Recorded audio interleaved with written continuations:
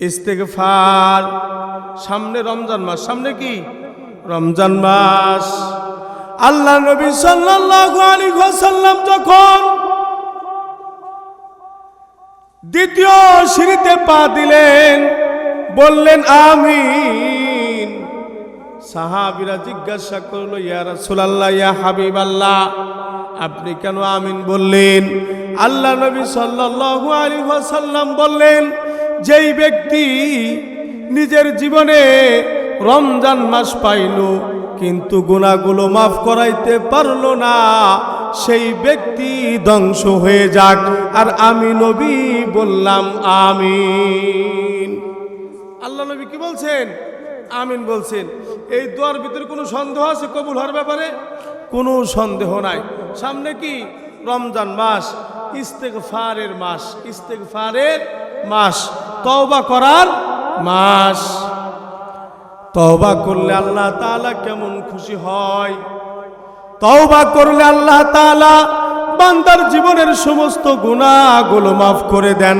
সুবহানাল্লাহ। এই দুনিয়ার সবচেয়ে নিষ্পাপ মানুষ, মাসুম মানুষকে জনাবে মুহাম্মদুর রাসূলুল্লাহ সাল্লাল্লাহু আলাইহি ওয়াসাল্লাম। আল্লাহ নবী সাল্লাল্লাহু আলাইহি ওয়াসাল্লাম বলেন, ওয়াল্লাহি ইন্নী লা আস্তাগফিরুল্লাহ ওয়া আতুবু ইলাইহি ফিল ইয়াউমি আকসারা মিন ৭০ মাররাতান। আল্লাহর কসম করে বলতেছি, নিশ্চয় আমি নবী প্রত্যেক দিন ৭০ বারের উপরে ইস্তেগফার তওবা পাঠ করি। সুবহানাল্লাহ। যেই নবীর কোনো গুনাহ নাই সেই নবীও কি করে? ইস্তেগফার পাঠ করে, তওবা করে, আল্লাহ তাআলার কৃতজ্ঞতা প্রকাশ করে, আল্লাহ তাআলার শুকরিয়া আদায় করে। এই কারণে আমাদের ইস্তেগফার পাঠ করার, তওবা করার দরকার আছে না নাই? আল্লাহ তাআলা ডাক দিয়া বললেন, ওয়া'বুদুল্লাহা ওয়া লা তুশরিকু বিহি শাইআন ওয়া বিল ওয়ালিদাইনি ইহসানা। হে দুনিয়ার মানুষ, তোমরা ইবাদতের ক্ষেত্রে আল্লাহ তাআলার সাথে কাউকে শরীক করবে না। কি করবে না? আল্লাহ তাআলার সাথে কাউকে শরীক করবে না। ওয়া বিল ওয়ালিদাইনি ইহসানা। মা বাবার সাথে সৎ ব্যবহার করো। মা বাবার সাথে কি করো? মা বাবার সাথে সৎ ব্যবহার করো। মা বাবার সাথে সৎ ব্যবহার করার আদেশ করেছেন কে? আল্লাহ। কে করেছেন? আল্লাহ করেছেন। আল্লাহ নবী সাল্লাল্লাহু আলাইহি ওয়াসাল্লাম বলেন, ফাইনাল জান্নাতা তাহতা রিজলাইহা। তোমার মায়ের পায়ের নিচে তোমার জান্নাত। সুবহানাল্লাহ। আল্লাহ নবী সাল্লাল্লাহু আলাইহি ওয়াসাল্লাম অন্য হাদিস শরীফের মধ্যে বলেন, হুমা জান্নাতুকা ওয়া নারুকা। তোমার মা বাবাই হইল তোমার জান্নাত, আবার তোমার এই মা বাবাই হইল তোমার জাহান্নাম। আল্লাহ তাআলা মা বাবারে জান্নাত বানাই দিছে। এই মা বাবার যদি আমরা খেদমত করতে পারি, খেদমত করে করে আল্লাহ তাআলার জান্নাতের মালিক হওয়া যায়। আর যদি এই মা বাবারে কষ্ট দেই, কষ্ট দেওয়ার কারণে, এই মা বাবাকে কষ্ট দেওয়ার কারণে আমরা কেমন যেন জাহান্নামকে আপন করে নিলাম। মা বাবার ব্যাপারে কি করেছে? আল্লাহ তাআলা আদেশ করেছে, তোমরা কি করো? মা বাবার সাথে উত্তম আচরণ করো, মা বাবার সাথে তোমরা সৎ ব্যবহার করো। মা আমার আর আপনার জন্য কেমন কষ্ট করেছে। আল্লাহ তাআলা তার পবিত্র কালামের মধ্যে বলেন, ওয়াসাইনাল ইনসানা বিওয়ালিদাইহি ইহসানা হামালাতুহু উম্মুহু কুরহা ওয়া ওয়াদাআতুহু কুরহা ওয়া হামলুহু ওয়া ফিসালুহু 30 শাহরা। মা বাবা তোমাকে অনেক কষ্ট করে গর্ভে ধারণ করেছে। বাবা কি করেছে? গর্ভে ধারণ করেছে। আমার আপনার কাছে মনে হয় গর্ভে ধারণ করাটা খুব সহজ, কিন্তু আসলে সহজ না। আমি মাঝে মধ্যেই মাদ্রাসার উস্তাদদেরকে বলি, মসজিদে শুক্রবারে জুমার বয়ানে বলি, দুনিয়ার সমস্ত পুরুষের উচিত যখন তার স্ত্রী গর্ভবতী হয় ওই সময়টা স্ত্রীর পাশে থাকা।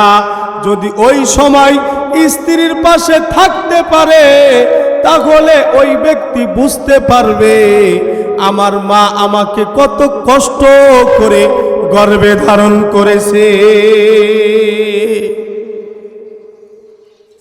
স্ত্রীর পাশে আপনি যদি গর্ভাবস্থায় থাকেন তাহলে আপনি হারে হারে বুঝতে পারবেন। আমি নিজে দেখেছি, রাত একটা নাই দুইটা নাই, সারা রাত জাগনা, আরাম করে একটু ঘুমাবে, ঘুমাইতে পারে না।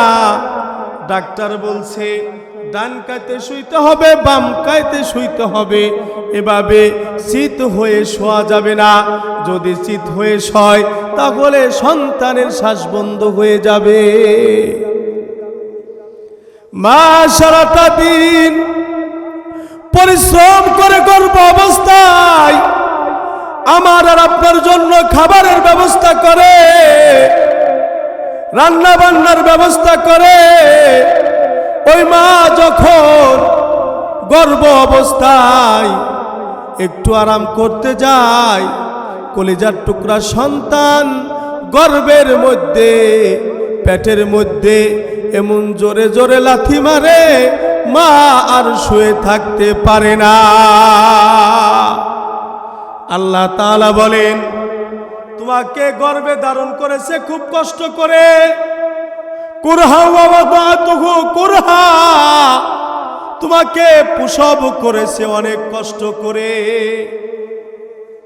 যখন প্রসব বেদনা শুরু হয় আমাদের আম্মা জানরা শাশুড়ির হাতে ধরে পায়ে ধরে ডাক দিয়ে বলে, আম্মা জান সারাটা জীবন আমি আপনার বাড়িতে আছি, ওগো মা আমার কলিজার মধ্যে ভয় শুরু হয়ে গেছে, আমার প্রসব বেদনা শুরু হয়ে গেছে। ওগো মা যদি কোনো অন্যায় করে থাকি, অপরাধ করে থাকি, তুমি আমাকে মাফ করে দাও। এভাবে শাশুড়ির কাছ থেকে বিদায় নেয়, শ্বশুরের কাছ থেকে বিদায় নেয়। আমি আমার স্ত্রীকে দেখেছি সিজারের সময়, আমার ছোট্ট একটা বাচ্চা আছে, দ্বিতীয় সিজার যখন শুরু হবে আমার স্ত্রী আমার হাতটা ধইরা কান্দে আর চোখের পানি ফেলায়, স্বামী গো আমি যদি মারা যাই আমার প্রথম কন্যা, আমার কন্যারে তুমি দেখে রাখো। ওগো স্বামী সারাটা জীবন আমি দীর্ঘ সময় তোমার সাথে সংসার করলাম, এই সংসার অবস্থায় যদি কোনো অন্যায় অপরাধ করিয়া থাকি, মনের অজান্তে যদি তোমার কষ্ট দিয়া ফেলি, তুমি আমারে মাফ করিয়া দাও। এইভাবে প্রত্যেক মা যখন প্রসব বেদনা শুরু হয়ে যায় সমস্ত মা হাউ মাউ করে কান্নাকাটি করে। একবার স্বামীর কাছে যায়, স্বামীর কাছে মাপ চায়, শ্বশুরের কাছে মাপ চায়, শাশুড়ির কাছে মাপ চায়, পাড়া প্রতিবেশীর কাছে মাপ চায়। মনে মনে ভাবে সন্তান প্রসবের সময় যদি আমি মারা যাই, আল্লাহ তাআলা ডাক দিয়ে বলে, দোস্ত আপনার উম্মতরে জানাইয়া দেন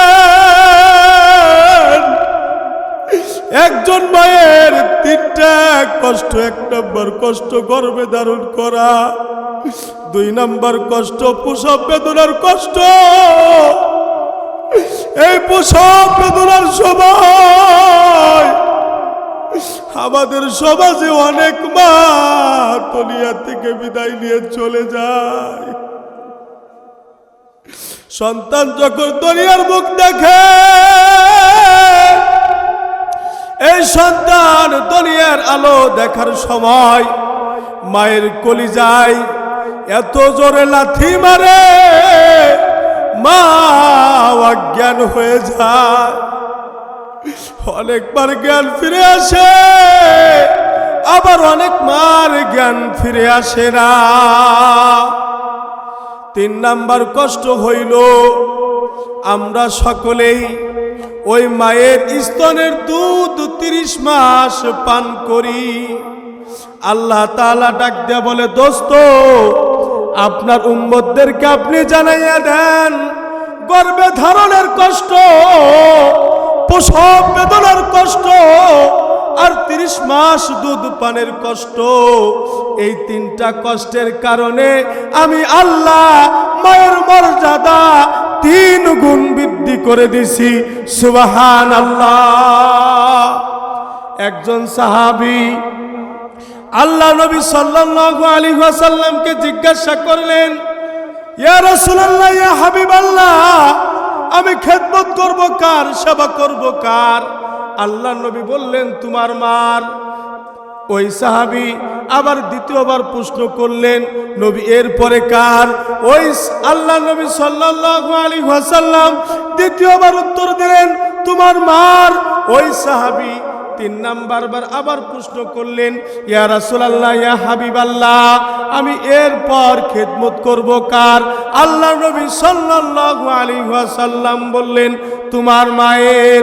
সুবহানাল্লাহ। 4 নাম্বার বার গিয়ে বললেন, তোমার বাবার। কার? তোমার বাবার। ওই যে মা কয়টা কষ্ট করে? 3টা কষ্ট করে। মা 3টা কষ্ট করার কারণে আল্লাহ তাআলা মায়ের মর্যাদা 3 গুণ বৃদ্ধি করে দিছে। সুবহানাল্লাহ। হয়তো আমরা মনে মনে ভাবতেছি বাপের মর্যাদা মনে হয় কম, বাপের মর্যাদাও কম না। আল্লাহ নবী সাল্লাল্লাহু আলাইহি ওয়াসাল্লাম বলেন, 3 ব্যক্তির দোয়া কবুল হয়। কয় ব্যক্তির দোয়া? 3 ব্যক্তির দোয়া কবুল হয়। সালাসুন দাওয়াতিন মুস্তাজাবাতুন লা শাক্কা ফিহিন্না। 3 ব্যক্তি দোয়া করলে সেই দোয়া কবুল হওয়ার মধ্যে কোনো সন্দেহ নাই। দাওয়াতুল ওয়ালিদি, 1 নাম্বার হইল বাবার দোয়া। সুবহানাল্লাহ। আল্লাহ নবী সাল্লাল্লাহু আলাইহি ওয়াসাল্লাম অন্য হাদিসের মধ্যে বলেন, রিদার রব্বি ফি রিদাল ওয়ালিদি ওয়া সাখাতুর রব্বি ফি সাখাতিল ওয়ালিদি। তোমার বাবার সন্তুষ্টি আল্লাহ তাআলার সন্তুষ্টি, তোমার বাবার অসন্তুষ্টি আল্লাহ তাআলার অসন্তুষ্টি। সন্তানের ব্যবহার আচারে, সন্তানের কাজ কর্মে যদি বাবা রাজি খুশি হয়ে যায়, রাজি খুশি হয়ে যায় কে? আল্লাহ। কে রাজি খুশি হয়ে যায়? আল্লাহ রাজি খুশি হয়ে যায়। আমরা মায়ের কষ্ট দেখি, যার কারণে আমরা মায়ের কষ্ট বুঝি, কিন্তু আমরা বাবার কষ্ট দেখি না, যার কারণে আমরা বাবার কষ্ট বুঝি না। এই দুনিয়াতে সন্তানরা সবচাইতে বেশি মারে ভালোবাসে, কিন্তু বাবা যে কষ্ট করে অনেক সন্তান বাবাকে ভালোবাসে না। বাবার ঋণ এই দুনিয়ার কোনো সন্তান কোনোদিন শোধ করতে পারবে না। বাবা কত কষ্ট করে মাথার ঘাম পায়ে ফেলাইয়া আমাকে আর আপনাকে যে লালন পালন করে একমাত্র বাবাই জানে। দুনিয়ার সমস্ত মানুষ বিপদের সময় দূরে সরে যায়, কিন্তু বাবা কোনোদিন সন্তানের মাথার উপর থেকে ছায়া সরায় না। বাবা সব সময় সন্তান রে ছায়া দেয়। সন্তান রে কি করে? সব সময় ছায়া দেয়। এই যে রমজান মাস চলে আসছে, অনেক সন্তান আলাদা হয়ে গেছে। অনেক সন্তান কি হয়ে গেছে? আলাদা হয়ে গেছে। এই সন্তান দেখা যাবে রমজান মাসে কত নামি দামি ইফতারি, কত নামি দামি সাহারি খাবার খাবে। ওই আলাদা খাওয়ার কারণে পাশের ঘরে মা বসে পান্তা ভাত দিয়ে ইফতারি খায়, পান্তা ভাত দিয়ে সাহারি খায়, সন্তান ওদিকে ভুলেও তাকায় দেখে না। এরকম হতভাগা সন্তান আমাদের সমাজে আছে না নাই? কি বলেন, আছে না নাই? আছে। এমনও ঘটনা আছে প্রত্যেক মাসে কমপক্ষে 2-4 জন মা আসে, হুজুর আমার সন্তান আমারে ভাত দেয় না, একটা তাবিজ দেন। হুজুর আমার সন্তান আমারে ভাত দেয় না, পানি পইরা দেন। আবার এমনও মা আছে, এমনও বাবা আছে, আইসা অভিযোগ করে, হুজুর আমার সন্তান আমার গায়ে হাত তুলছে। এরকম সন্তান, নাফরমান সন্তান এই হরিণধারায় আছে না নাই? কি বলেন আপনারা? উপর দিয়ে সবাই পিসাব মনে হয়, ভিতরের খবর আমরা অনেকেই জানি না। ভিতরের খবর কি আমরা অনেকেই জানি না। এরকমও সন্তান আছে যারা মা বাবার গায়ে হাত তুলে। মা বাবার গায়ে কি করে? হাত তুলে। এই সন্তানদের হজ কবুল হবে না, এই সন্তানদের নামাজ কবুল হবে না, এই সন্তানদের রোজা কবুল হবে না, এই সন্তানদের দুনিয়ার কোনো ইবাদত কবুল হবে না।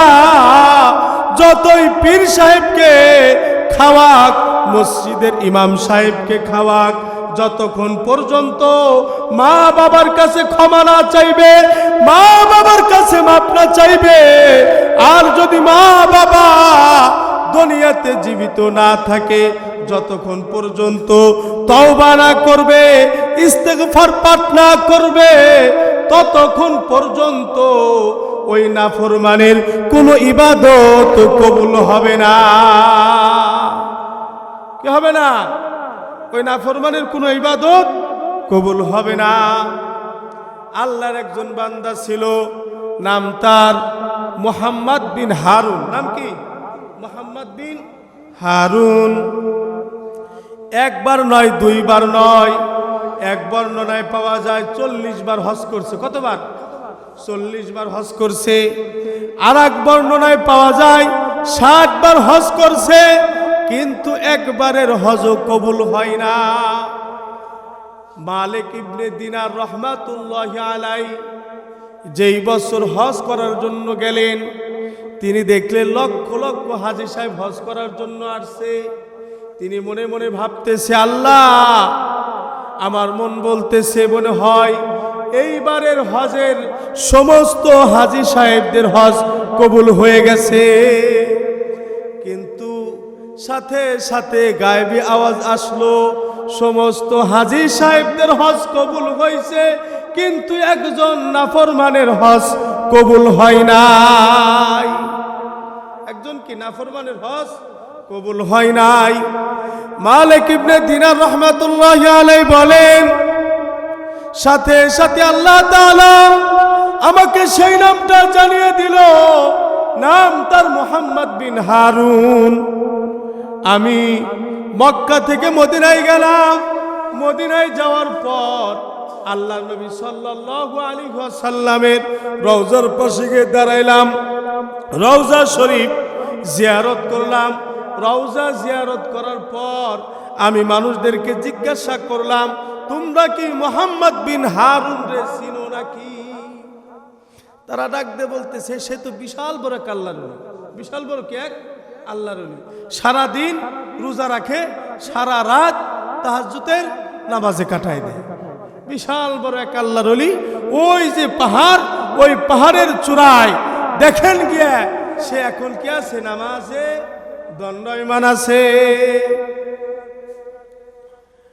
মালিক ইবনে দিনার রহমাতুল্লাহি আলাইহি মালিক বিন দিনার রহমাতুল্লাহি আলাইহি মদিনার সেই পাহাড়ে গেলেন। পাহাড়ে যাওয়ার পর ওই মুহাম্মদ বিন হারুন রে গিয়ে সালাম দিলেন।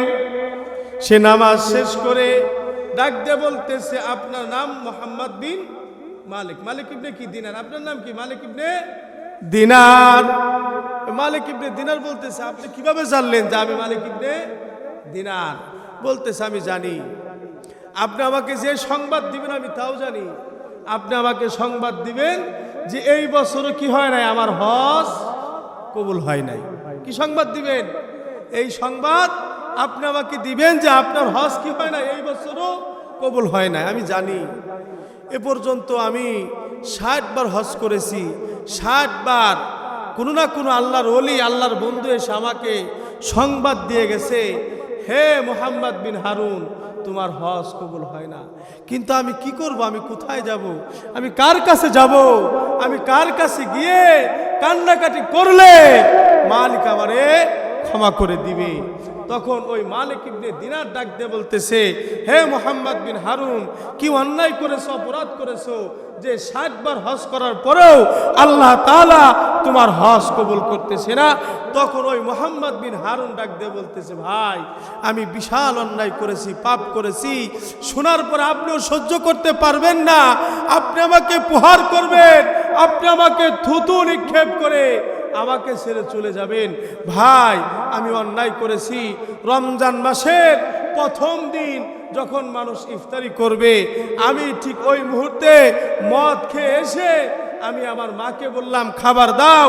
আমার মা আমাকে বলল, মানুষ ইফতারির জন্য প্রস্তুতি নিতেছে, মানুষ তারাবির নামাজ আদায় করবে, ওরে নাফরমান সন্তান, আর তুমি মদ খেয়ে ঘরে ফিরছো।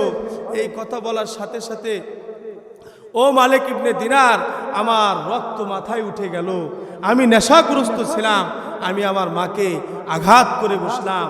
আঘাত করার পর আমার মা যখন উত্তেজিত হয়ে আমাকে আরো রাগারাগি করতে লাগলো, বকাবাজি করতে লাগলো, আমি আর সহ্য করতে না পেরে আমি আমার মাকে জড়ায়া ধরে, ঝাপটা করে ধরে আগুনের মধ্যে নিক্ষেপ করেছি। নাউজুবিল্লাহ। আমার মা পুরে কয়লা হয়ে গেছে। আমি সারা রাত নেশায় বিভোর ছিলাম। আমার স্ত্রী আমাকে ঘরের মধ্যে আটকায় রাখছে।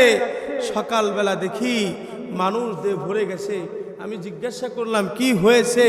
আমার স্ত্রী ডাক দিয়ে বলে, আমি তোমার বাড়ি আর থাকবো না। আমি ব্যাগটা গুছাইয়ে চললাম। যেই ব্যক্তির হাতে তার মা নিরাপদ না, সেই ব্যক্তির হাতে কিভাবে তার স্ত্রী নিরাপদে থাকে? হুজুর, আমি বুঝতে পারি নাই। আমি নেশাগ্রস্ত অবস্থায় আমি আমার মাকে প্রহার করেছি। শুধু প্রহার করি নাই, আমি নিজ হাতে আগুনের মধ্যে নিক্ষেপ করে আমি আমার মাকে হত্যা করেছি। এই কথা শোনা মাত্রই মালিক ইবনে দিনার উত্তেজিত হয়ে গেল, একটা চর বসাইয়া দিল। ডাক দিয়া বলতেছে, ওরে নাফরমান, মনে হয় মালিক তোমারে আর কোনোদিন ক্ষমা করবে না। তবে আমি তোমার একটা আমল বলে দিতে পারি, যদি তুমি বেশি বেশি ইস্তেগফার পাঠ করতে পারো, আশা করা যায় হয়তোবা মালিক আল্লাহ তোমারে ক্ষমা করতে পারে। ওই মালিক ইবনে দিনার রহমাতুল্লাহি আলাইহি যখন ওই মুহাম্মদ বিন হারুনকে ইস্তেগফার শিখাইয়া দিয়াইছে, ওই মুহাম্মদ বিন হারুন রাতের অন্ধকারে আস্তাগফিরুল্লাহ আস্তাগফিরুল্লাহ আস্তাগফিরুল্লাহ রাব্বি মিন কুল্লি যামবি ওয়া আতুবু ইলাইহি ওয়ালা হাওলা ওয়ালা কুওয়াতা ইল্লা বিল্লাহিল আলিয়্যুল আযীম। এইভাবে যখন ইস্তেগফার পাঠ করে আর মালিক রে ডাক দিয়ে বলে, মালিক রে, আমি মুহাম্মদ বিন হারুন যে অন্যায় করেছি আমি বুঝতে পারি নাই। আমি আমার মায়ের গায়ে হাত তুলে ফেলাইছি রে মালিক। আমি জানি আমার মতো না ফরমানের কোনো ক্ষমা নাই। ওগো মালিক,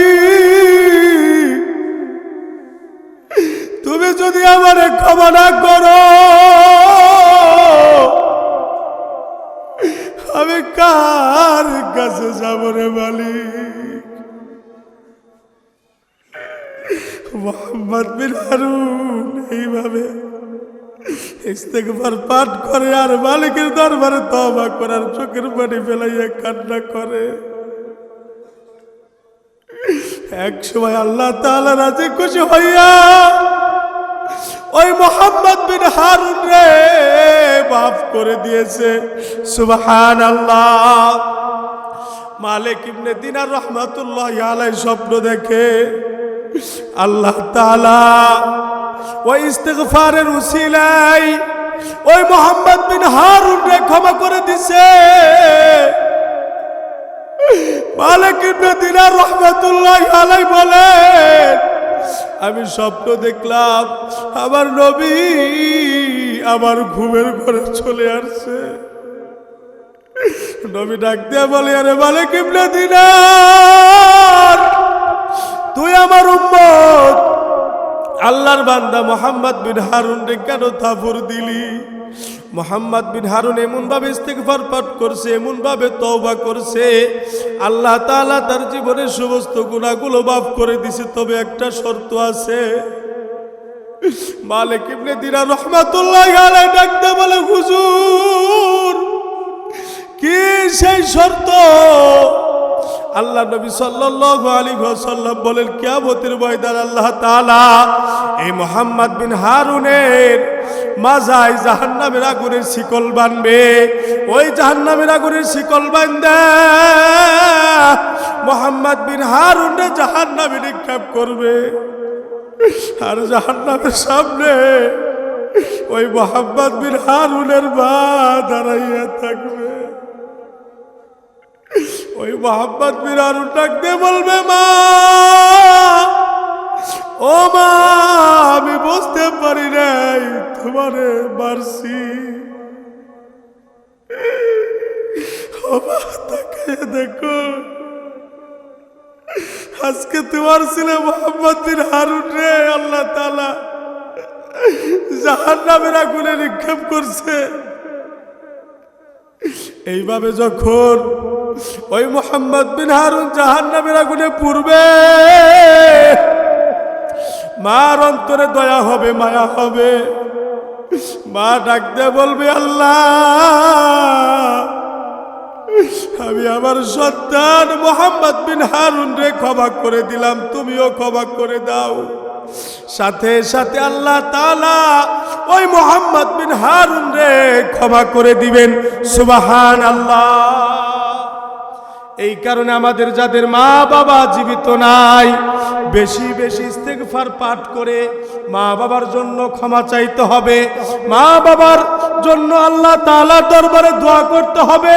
আর আমাদের যাদের মহব্বতের মা বাবা জীবিত আছে তাদের উচিত মা বাবা জীবিত থাকা অবস্থায় মা বাবার পা ধরে ক্ষমা চেয়ে নেওয়া। পারবো না ইনশাআল্লাহ?